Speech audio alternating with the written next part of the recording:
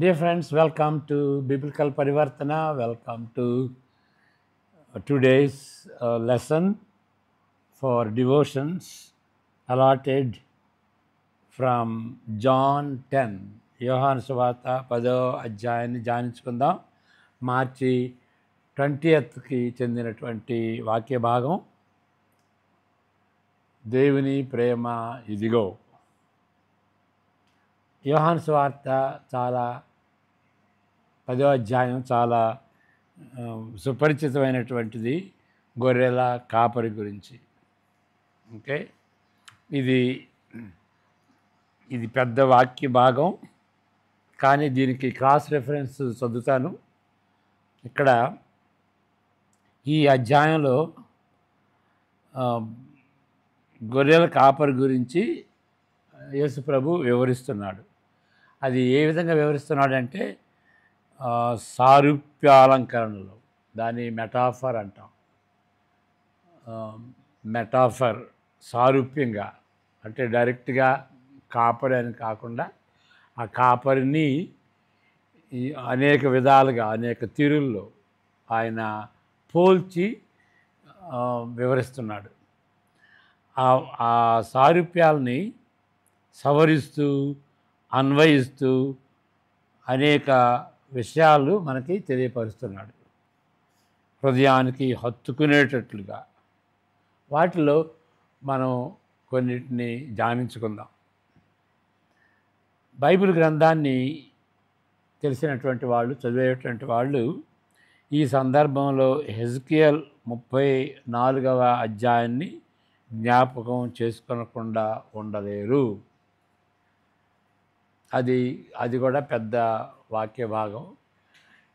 34వ అధ్యాయంలో యెహెజ్కేలు, చెరలో ఉన్నటువంటి ప్రవక్త, ఆయన ఇశ్రాయేలీల ప్రవక్తల గురించి చెబుతాడు, నాయకుల గురించి చెబుతాడు. కాపరులు అని అంటే వాళ్ళు నాయకులు, అంటే పాస్టర్స్ అని మనలాగా పాస్టర్స్, సంఘ నాయకులు అనే కాదు.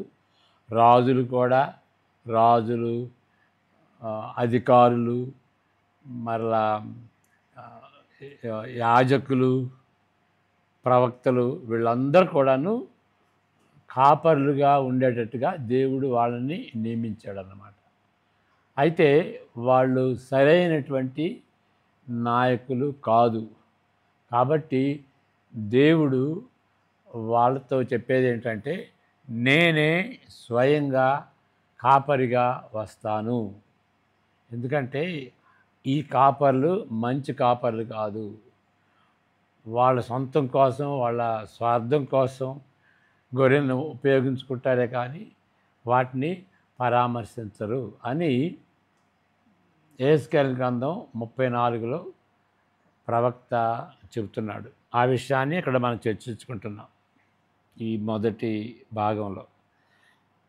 బైబిల్ గ్రంథానికి సుపరిచితులైన వారు 34వ అధ్యాయాన్ని, యెహెజ్కేలు 34వ అధ్యాయాన్ని జ్ఞాపకం చేసుకోకుండా ఉండలేరు. ఈ అధ్యాయంలో ఇశ్రాయేలీయులు చెడ్డ కాపరులను దేవుడు ఖండిస్తూ, ఆయనే స్వయంగా కాపరిగా వచ్చి వారిని పోషిస్తానని, నడిపిస్తానని, శిక్షిస్తానని, డిసిప్లిన్ చేస్తానని పదే పదే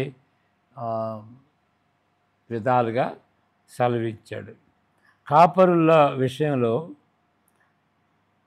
ఆయనను గూర్చి ప్రస్తావిస్తే, ముందు వచ్చిన కాపరులందరూ దొంగలను, దోచుకునేటువంటి వారుగా ఉన్నారు అని యేసు నొక్కి చెప్తున్నటువంటి మాటలను బట్టి యెహెజ్కేలు 34 తప్పకుండా గుర్తుకు వస్తుంది. ఎందుకంటే వాళ్ళు దొంగలుగా, దోచుకునేటువంటి వాళ్ళుగా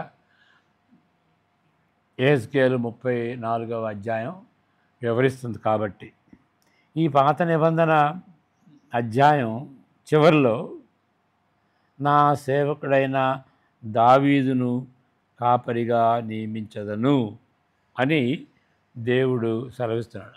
ఒకసారేమో నేను వస్తాను అంటాడు. ఇక్కడ 32, 34, 22, 24 చదువుదాం. అక్కడేమంటాడంటే, నేను నా సేవకుడైన దావీదును కాపరిగా నియమిస్తాను. సేవకుడు దావీదు ఎప్పుడో అంతకుముందే వచ్చాడు. అంటే దావీదు కుటుంబానికి చెందినటువంటి వ్యక్తిని కాపరిగా పంపిస్తాను అని అంటాడు. అంతకుముందు దేవుడే వస్తానంటాడు, యెహోవాయే వస్తానంటాడు. ఇక్కడ దావీదు కుమారుని పంపిస్తానంటాడు. దావీదు కుమారుడు అంటే మెస్సయ, దావీదు కుటుంబంలో ఉండేటువంటి మెస్సయ.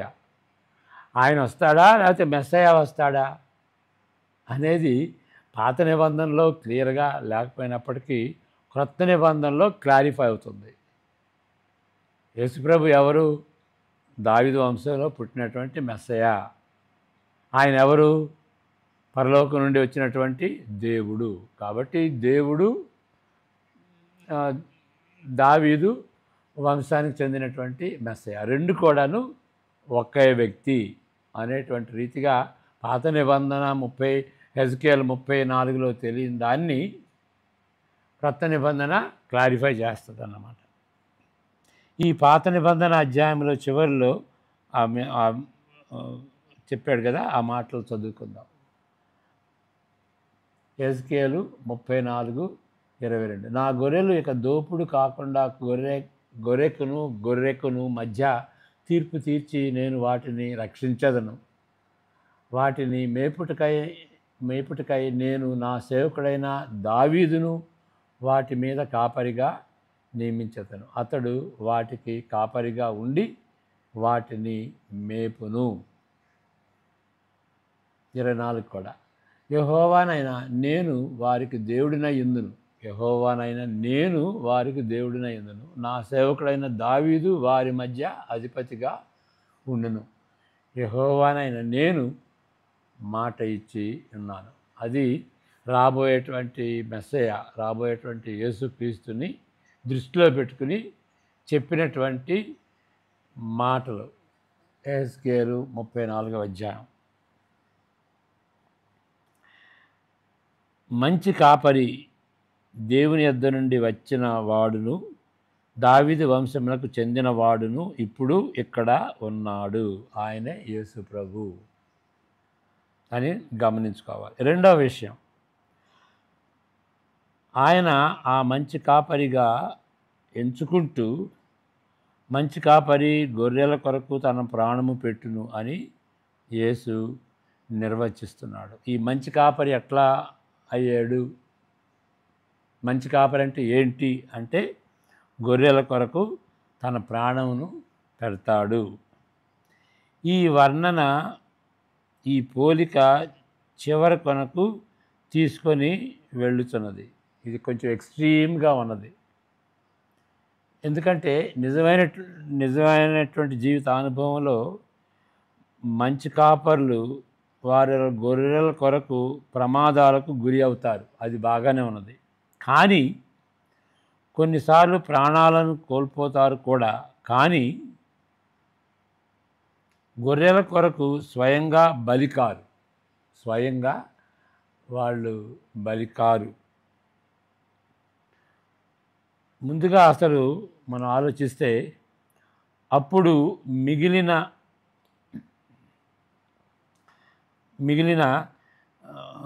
మందను ఎవరు చూసుకుంటారు? ఇప్పుడు ఆయన చనిపోతే, కాపరి చనిపోతే స్వయంగా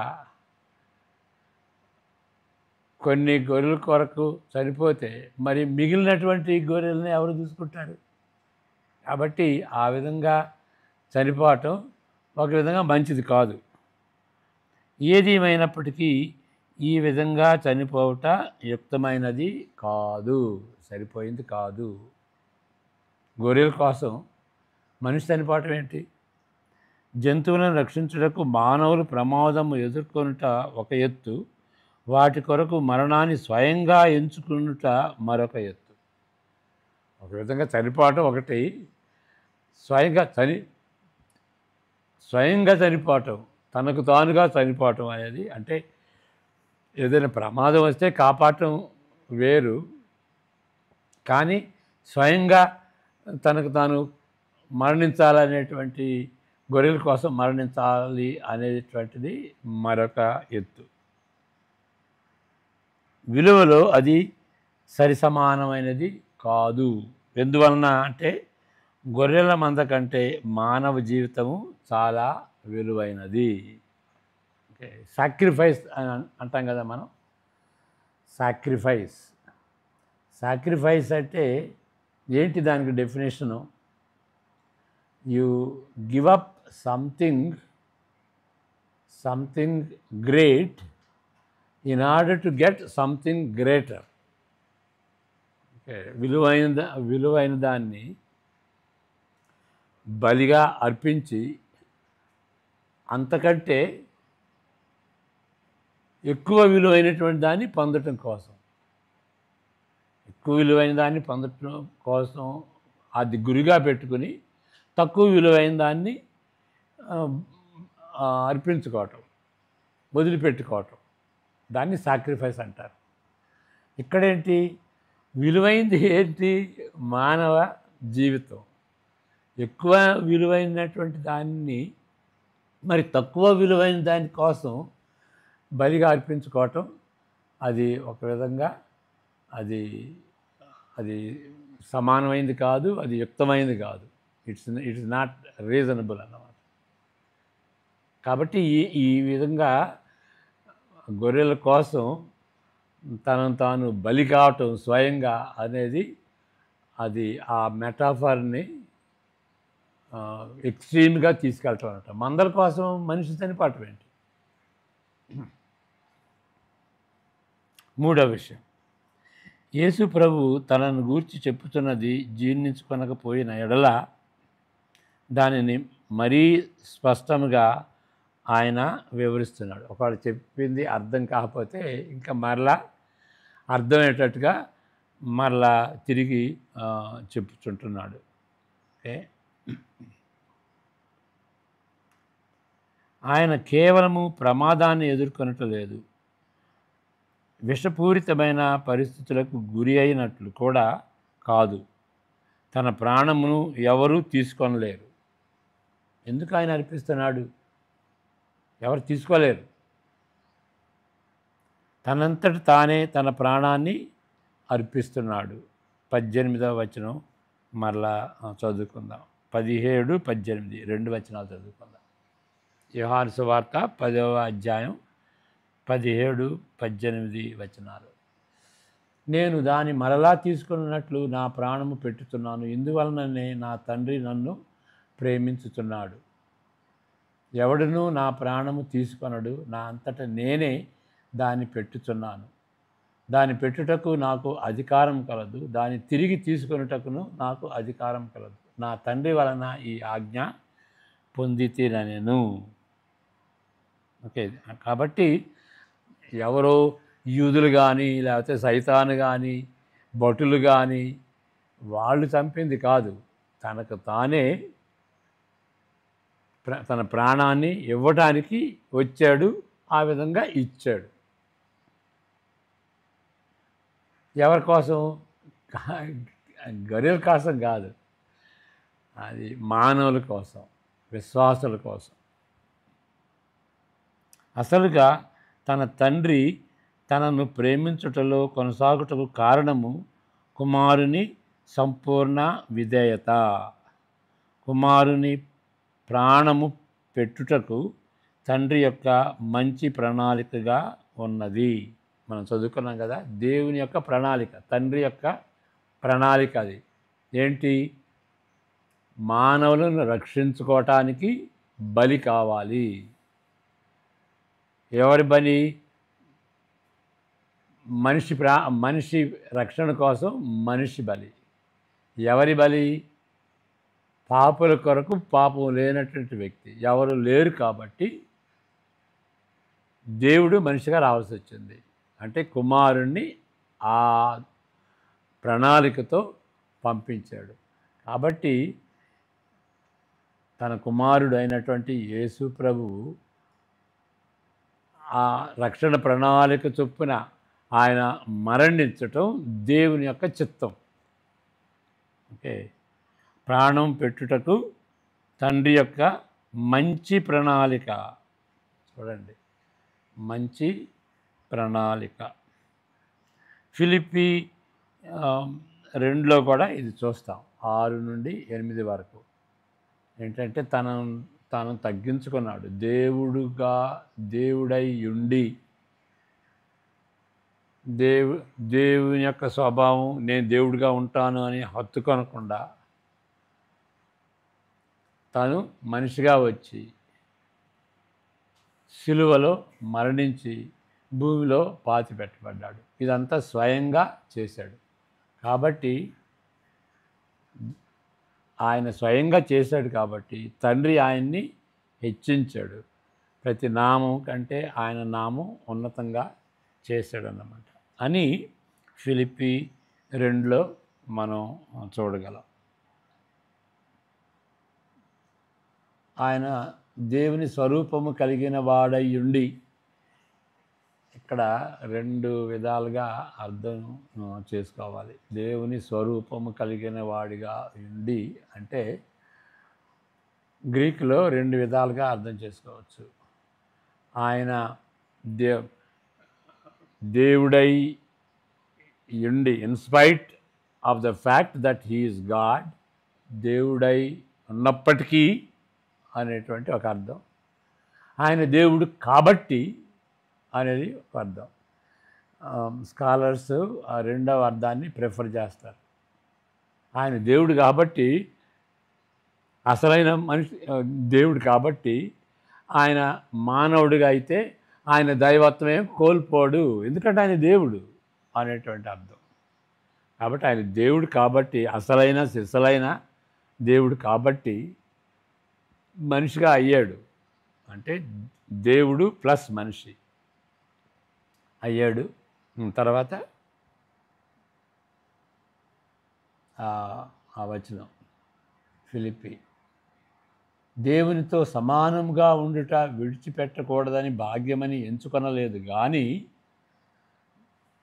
మనుషుల పోలికగా పుట్టి దాసుని స్వరూపమును ధరించుకొని తన్ను తానే రిక్తునిగా చేసుకొనెను. 8వ వచనం కూడా. మరియు ఆయన ఆకారమందు మనుష్యుడిగా కనబడి మరణము పొందినంతగా, అనగా శిలువ మరణము పొందినంతగా విధేయత చూపిన వాడై తన్ను తాను తగ్గించుకోలేదు. విధేయత చూపించటం అంటే తండ్రి యొక్క ప్రణాళికకు విధేయత చూపించాడు. ఇదంతా కూడా తన్ను తాను తగ్గించుకున్నాడు అనేటువంటి ఇదన్నమాట. అంటే వాలంటీర్. ఇప్పుడు దేవుని యొక్క ప్రణాళికని సొంతగా చేసుకున్నాడు. ఆ విధంగా బలి. ఇప్పుడు బలులు ఎప్పుడు కూడాను ఇష్టంగా రావు మరణించడానికి. ఎవరైతే బలిగా అర్పిస్తున్నాడో ఆయన లాక్కు తీసుకురావాలి. ఆ జంతువు చనిపోవటానికి ఇష్టపడదు. కాబట్టి అవి పర్ఫెక్ట్ బలులు కాదు. యేసుప్రభు అయితే ఇష్టపడి శిలువ మార్గాన్ని పట్టాడు, ఇష్టపడి. కాబట్టి ఆయన పర్ఫెక్ట్ బలి అన్నమాట.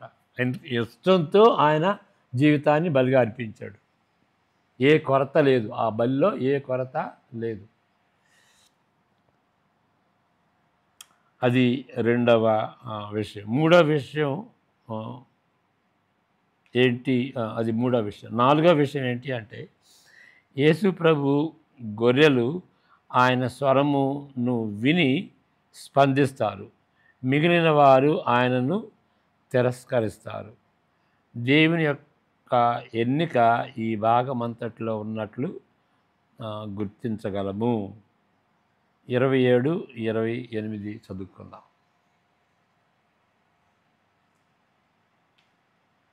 ఈ భాగం అంతట్లో దేవుడు ముందుగా ఎన్నుకున్నాడు అనేటువంటి విషయం.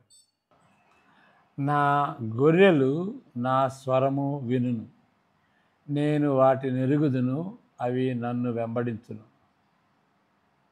28 కూడా, నేను వాటికి నిత్య జీవమునిచ్చుతున్నాను గనుక అవి ఎన్నటికీ నశింపవు, ఎవడును వాటిని నా చేతిలో నుండి అపహరింపడు.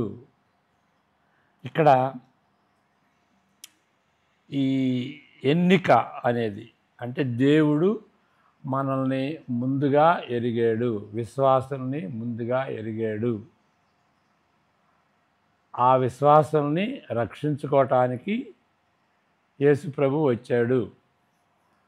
యేసుప్రభుకి పేరు ఆ గాబ్రియేల్ దూత చెప్పినప్పుడు, he will call his name Jesus because he will save his people అని అన్నాడు. అంటే తన ప్రజలను రక్షించుకోవటానికి. అంటే విశ్వాసుల్ని దేవుడు ముందుగా ఎరిగాడు, అది ఎంచుకున్నాడు. ఎరిగాడు, ప్రేమించాడు, ఎంచుకున్నాడు. అది నిత్యత్వంలో జరిగిందన్నమాట. ఎవరినైతే ఆయన ఎంచుకున్నాడో వారిని రక్షించుకోవటానికి యేసుప్రభు వచ్చాడు. కానీ మనకి తెలియదు ఎవరో వాళ్ళు. ఇప్పుడు మనం ఎప్పుడో ఒకసారి వచ్చాం ప్రభులోకి, మరి కొంతమంది తర్వాత వస్తారు. కాబట్టి ఎవరు వస్తారో, ఎవరు రారో, ఎవరు తిరస్కరిస్తారో మనకి తెలియదు, కానీ దేవునికి తెలుసు. The Lord knows them that are his అని ఫైనల్గా దేవుడికే తెలుసు. కాబట్టి మనం అది గమనించుకోవాలన్నమాట. ఇప్పుడు ఇంకొక 6వ అధ్యాయంలో మనం ఒకసారి చూసాం, మరలా చూద్దాం. యోహాను సువార్త 6:39-40 వచనాల్లో యేసు ప్రభు వాగ్దానం చేస్తాడు, వాళ్ళని కాపాడుతానని. ఎవరిని కాపాడుతానని చెప్పాడు?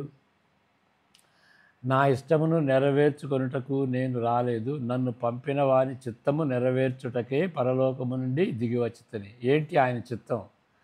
ఆయన నాకు అనుగ్రహించిన దాని అంతటిలో, అనుగ్రహించినది అంటే కలెక్టివ్గా ఉన్నదన్నమాట. అంటే దేవుడు అనుగ్రహించినటువంటి విశ్వాసులు, దేవుడు ఎంచుకొని యేసుప్రభుకి ఇచ్చాడు వాళ్ళని రక్షించమని. మనం మామూలుగా ఏమంటాం? రక్షించి దేవునికి యేసుప్రభు అప్పగిస్తాడు అనుకుంటాం. ఇక్కడ రివర్స్ అన్నమాట. తండ్రి యేసుప్రభుకి అప్పగిస్తాడు వాళ్ళని రక్షించుకుని కాపాడమని. ఆ విషయం చెబుతాడన్నమాట. ఆయన నాకు అనుగ్రహించిన దాని అంతటిలో నేనేమియు పోగొట్టుకొనక అంత్యదినమున దాన్ని లేపుటయే నన్ను పంపిన వాని చిత్తమై ఉన్నది. యేసుప్రభు కాపాడుతాడు, విశ్వాసును కాపాడుతాడు, రక్షించుకుని జీవితాంతం వరకు వాళ్ళని కాపాడి మరలా రెండవ రాకడలో వాళ్ళని తిరిగి లేపుతాడు. అంతవరకు వాళ్ళని కాపాడుతాడు. కాబట్టి ఇదంతా కూడాను దేవుడు అప్పగించింది, దేవుడు యేసుప్రభుకి అప్పగించింది. ఎవరిని? నిత్యత్వంలో ఎవరిని ఎన్నుకున్నాడో వారిని. కాబట్టి ఇక్కడ మనం గమనించేది ఏంటంటే, ఈ భాగం అంతటిలో దేవుని యొక్క ఎన్నికను మనం గుర్తిస్తాం. 5వ విషయం, ఇది చాలా ముఖ్యమండి. 4వ అంశం. ఎందువల్లంటే అప్పుడు మన దేవుడు ఎన్నుకున్నాడు కాబట్టి నిజమైనటువంటి విశ్వాసులు, ఫాల్స్ విశ్వాసులు కాదు, నిజమైనటువంటి విశ్వాసులు, వాళ్ళ జీవితాలు మారిపోయినటువంటి విశ్వాసులు, దేవుడు మార్చినటువంటి విశ్వాసులు, ధైర్యంగా అంతం వరకు దేవునికి కట్టుబడి ఉండేటువంటి వాళ్ళు ధైర్యంగా తప్పనిసరిగా దేవుడు మనల్ని పరలోకానికి తీసుకువెళ్తాడు అనేటువంటి ఆ ధైర్యం, సంతోషం, దాంతో వాళ్ళ జీవితాలు గడుపుకుంటారు.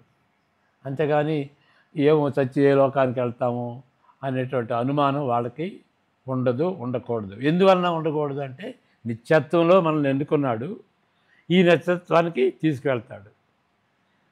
దాన్నే పౌలు కూడాను చెప్తాడు, రోమా 8:30లో అది ఉంటుంది. ఇప్పుడు మనం దాన్ని వివరించం. కాబట్టి దేవుడు నిత్యత్వంలో మనల్ని ప్రేమించి ఎన్నుకున్నాడు అనేటువంటి ఆ యొక్క ఆ సత్యం ప్రాక్టికల్ లైఫ్లో చాలా ఉపయోగపడేటువంటి విషయం. ప్రతి విశ్వాసి కూడాను ఆ నిశ్చయత కలిగి ఉండాలి. అందువలన అష్యూరెన్స్ ఆఫ్ సాల్వేషన్ అంటాం. యోహాను పత్రిక ఈ వ్రాయబడింది ఎందుకు అంటే, సువార్త ఎందుకు రాయబడిందంటే వాళ్ళు విశ్వసించడానికి.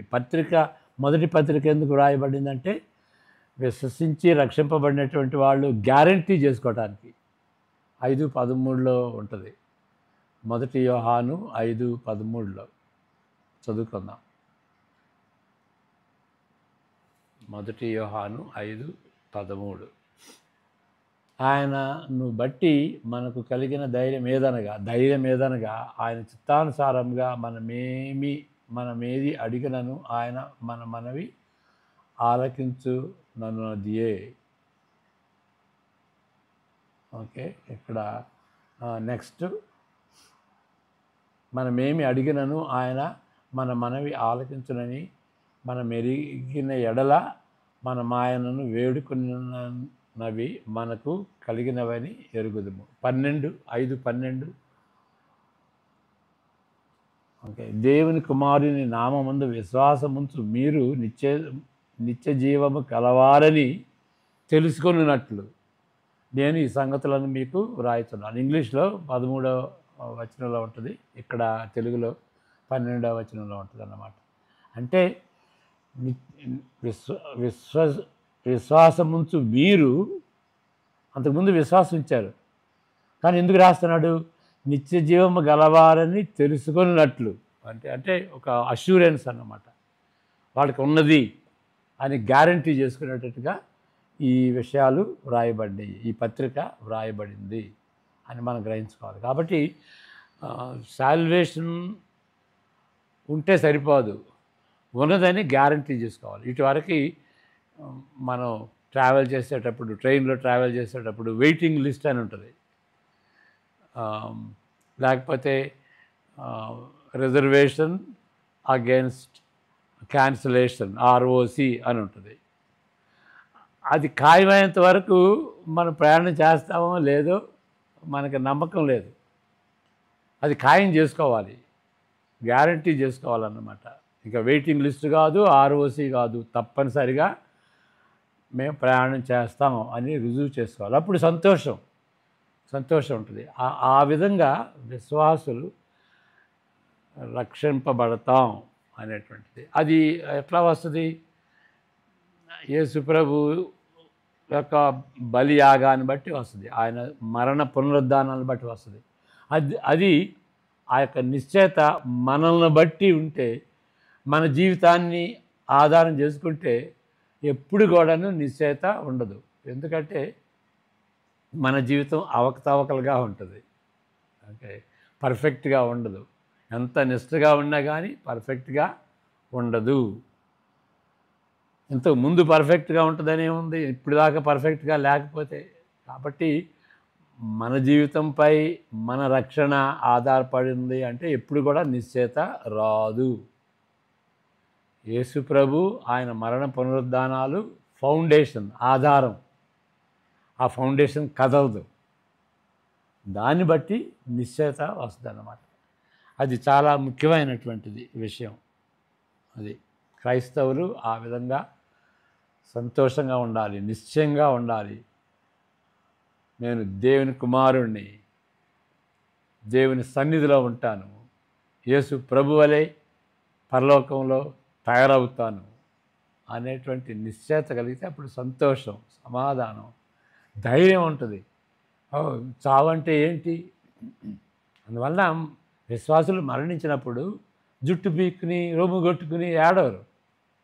అంటే ఒక విధంగా మనం ప్రేమించినటువంటి వ్యక్తిని కోల్పోతే దుఃఖం ఉంటుంది, కానీ అవిశ్వాసుల వలె రొమ్ము కొట్టుకుని ఏదో పరలోకానికి వెళ్ళము అనేటువంటి అనిశ్చయతతో ఉండేటువంటి వ్యక్తులు కాదు. ఐదవ విషయం, యేసు ప్రభు వచ్చినది ఇశ్రాయేలు ప్రజల కొరకే కాదు. 16వ వచనంలో మనం చూస్తాం, ఈ దొడ్డివి కానీ వేరే గొర్రెలను నాకు కలవు, కానీ వారు యూదులు కానీ అన్యులు కానీ యేసుకు చెందిన గొర్రెలైతే అవి ఆయన స్వరము వినును. అప్పుడు మంద ఒకటిగా ఉంటుంది, గొర్రెల కాపరి కూడా ఒకడుగా ఉంటాడు. మందలన్నీ ఒక మందగా ఉంటుంది, మరి వారిని కాపరిగా ఉండేటువంటి వాడు కూడా ఒకడుగా ఉంటాడు. 16వ వచనం మరలా చదువుకుందాం, 10, 16. ఈ దొడ్డివి కానీ వేరే గొర్రెలను నాకు కలవు, వాటిని కూడా నేను తోడుకొని రావలను, అవి నా స్వరము వినును. అప్పుడు మంద ఒక్కటియు గొర్రెల కాపరి ఒక్కడును అగును. మందలన్నీ యూదులు అన్యులు ఆ బ్యాక్గ్రౌండ్ కలిగినటువంటి వాళ్ళు క్రైస్తవులుగా అయ్యి యేసు ప్రభు యొక్క అధికారం క్రింద ఉంటారు. ఆ మందకి అంతటి కూడాను, యూదులకి అన్యులకి అందరికి కూడాను శిరస్సుగా ఉండేటువంటి వాడు ఒక్కడే, యేసు ప్రభువు. మనుషులు ఎవరు కాదు, పోపు కూడా కాదు, యేసు ప్రభువు శిరస్సుగా ఉంటాడు. భూజనులందరూ ఆయన సంతానం ద్వారా ఆశీర్వదింపబడుదురని అబ్రహాముకు దేవుడిచ్చిన వాగ్దానం ఇచ్చట నెరవేరుతున్నట్లు గమనించగలము. ఎవరంటే ఆ మందలు కాదు, అంటే అన్యులు. దేవుడు అబ్రహాంకి ఇచ్చినటువంటి వాగ్దానం ఏంటి? ఆయన ఆశీర్వదిస్తాడు, వాళ్ళ ద్వారా ప్రజలందరూ, జనులందరూ, ఎత్తునే అంటారు, ప్రజలందరూ, ఎత్నిక్ గ్రూప్స్ అన్నీ కూడాను వాళ్ళందరికీ రక్షణ నిమిత్తమై దేవుడు యేసు ప్రభు ద్వారా మార్గాన్ని తెరుస్తాడు. అంటే అందరూ విశ్వసిస్తారని కాదు, అన్ని దేశాలకు సంబంధించినటువంటి, అన్ని ఎథ్నిక్ గ్రూప్కి సంబంధించినటువంటి వారి నుండి కొంతమంది దేవుడు ఎన్నుకున్నటువంటి ప్రజలు వాళ్ళు విశ్వసిస్తారు. ఓకే, అందుకే చివరి తీర్పులో సంఘానికి ఒక్కరికంటే ఎక్కువ మంది నాయకులుగా ఉండరు. ఒకే ఒక నాయకుడు, ఒకే ఒక శిరస్సు, ఓన్లీ వన్ హెడ్. అది ఎవరు? యేసుక్రీస్తు మాత్రమే అని మనం గుర్తించాలి. కాబట్టి ఈ 5 విషయాలు ఇక్కడ ఈ యోహాను 10లో గొర్రెల కాపరి గురించి మనం తెలుసుకున్నాం. మొదటిది ఏంటి అనంటే 34 యెహెజ్కేలు 34లో చెప్పినటువంటి రీతిగా ఆయన మంచి కాపరి, చెడ్డ కాపరుల వలె కాదు, ఈయన మంచి కాపరి, నిజమైన కాపరి. రెండవది మనం నేర్చుకున్నది ఏంటి అనంటే ఆయన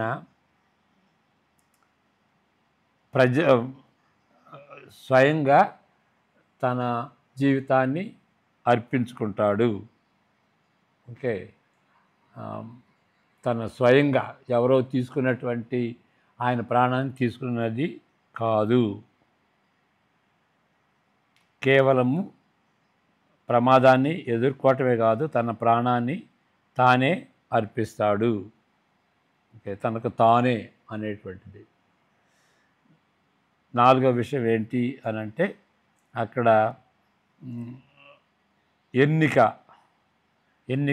ఎన్నుకొనబడ్డ వారిని రక్షిస్తాడు అనేటువంటిది. 5వది వారందరికీ శిరస్సు ఆయనే, యూదులు అన్యులు, యూదులే కాదు తర్వాత అన్యులు కూడా. యూదులను బట్టి అక్కడ శిష్యులుగా ఉండి అపోస్తులైనటువంటి యూదులు, వాళ్ళను బట్టి అన్యులు కూడా, మరి ముఖ్యంగా అపోస్తులైన పౌలు ద్వారా అన్యులు రక్షణలోకి వస్తారు.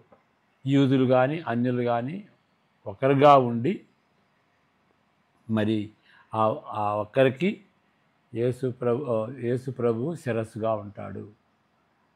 పరిశుద్ధాత్మ ఏం చేస్తుందంటే యూదుల్ని అన్యుల్ని కలుపుతుంది. ఇప్పుడు మనం ఆశీర్వాదం ఆశీర్వాదం పొందుకునేటప్పుడు పాస్టర్ గారు ఆశీర్వాద ఆశీర్వాద వచనాలు పలుకుతారు. May the grace of the Lord Jesus Christ, the love of the Father and the fellowship of the Holy Spirit. Fellowship అంటే ఏంటి? యూదులకి అన్యులకి మధ్య ఉండేటువంటి ఫెలోషిప్. వాళ్ళలో విభేదాలు ఉండవు. యూదులు అన్యులు ఒకటిగా ఉంటారు. ఆ ఫెలోషిప్ పరిశుద్ధాత్మ ద్వారా కలిగేది. అందువలన మరి కొర్నీలియా కానీ ఎప్పుడైతే పరిశుద్ధాత్మ దేవుడు అన్యుల మీదకు వస్తాడో, యూదుల మీదకి వచ్చినటువంటి పరిశుద్ధాత్మ దేవుడే అన్యుల మీదకి కూడా వచ్చాడు. కాబట్టి పరిశుద్ధాత్మ దృష్టిలో ఏ భేదము లేదు. కాబట్టి పరిశుద్ధాత్మ ఉన్నటువంటి వాడు ఐక్యత కోరుకుంటాడు. ఎఫ్ఎస్సిలో కూడా మనం చూస్తామన్నమాట. పరిశుద్ధాత్మ ద్వారా కలిగినటువంటి ఆ అన్యోన్యత, ఐక్యత, దాన్ని మనం పెంపొందించుకోవాలి, దాన్ని మనం కాపాడుకోవాలి. ఆ విషయాన్ని మనం గుర్తుంచుకోవాలి. ఎప్పుడైనా సరే యేసు ప్రభు శిరస్సు క్రింద ఉంటే అన్యోన్యత వస్తుందన్నమాట. అంటే వీలున్నంత వరకు, సాధ్యమైనంత వరకు సమాధాన పడాలి. ఎన్నో కష్టాలు ఉంటాయి. మన స్వార్థాన్ని బట్టి యేసుప్రభు నామానికి అవమానం తీసుకొచ్చి, ఓ యేసుప్రభు ప్రజలు ఎట్లా ఉంటారా అని మనం ఒకళ్ళ మీద ఒకళ్ళు కక్ష పెట్టుకోకూడదు. మనకు నష్టం జరిగినా సరే మనం ఐక్యంగా ఉంటే దేవుని నామానికి ఘనత వస్తుంది, మహిమ వస్తుంది అని దేవుని మహిమను దృష్టిలో పెట్టుకుని మనం నిస్వార్థంగా ఐక్యత కలిగి ఉండాలి. దేవుడు మనకు తన కృప చొప్పున ఇలాంటి ఐక్యత ఇచ్చునుగాక. ప్రార్థన చేసుకుందాం. మే the grace of our Lord Jesus Christ, the love of the Father and the fellowship of the Holy Spirit be with each one of us now and forevermore. Amen. God bless you.